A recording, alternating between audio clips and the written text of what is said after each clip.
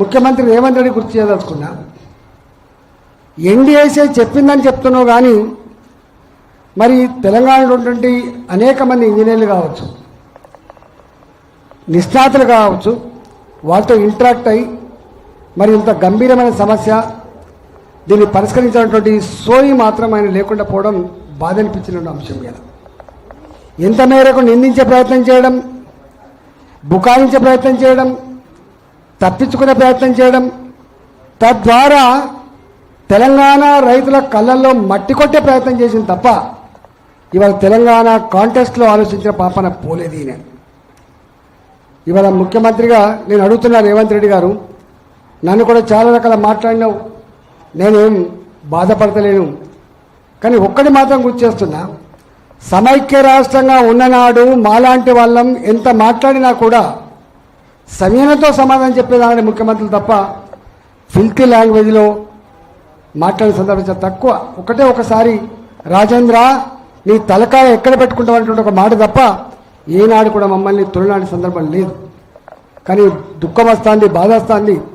14 ఏళ్ళు కాన్స్టాంట్గా తెలంగాణ కోసం కొట్లాడి రాష్ట్రాన్ని తెచ్చుకున్న తర్వాత ఇవాళ మన రాష్ట్ర ముఖ్యమంత్రులు ఇట్లాంటి భాష మాట్లాడడం అటువంటిది యావత్ తెలంగాణ ప్రజానికాన్ని కుంగదీస్తున్నటువంటి విషయం మీరు మర్చిపోకండి.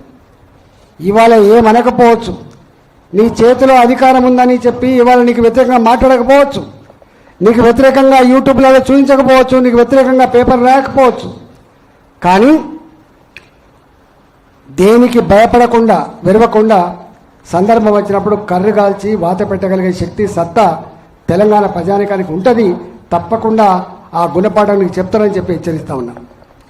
ఇవాళ సబ్జెక్టుకి వస్తే మేము ఏమంటున్నాం, ఎల్ నినో ఏదైతే వచ్చిందంటున్నారో ఇది భయంకరమైనటువంటి కరువు వచ్చేటువంటి ఆస్కారం ఉందని చెప్పి మనం మాత్రమే చెప్పట్లేదు. అమెరికాలో ఉన్నటువంటి పర్యావరణ శాస్త్రవేత్తలు కావచ్చు, వాళ్ళు చెప్తున్న మాట ఏంటంటే చాలా భయంకరంగా ఉండబోతుందని చెప్పి మీకు తెలుసు. ఇవాళ వర్షాలు పడితే 2,80,000 మెట్రిక్ టన్ 80 లక్షల మెట్రిక్ టన్నుల ధాన్యం పడిందని చెప్తున్నారు కదా. ఎక్కడ కూడా గుర్తలేదు.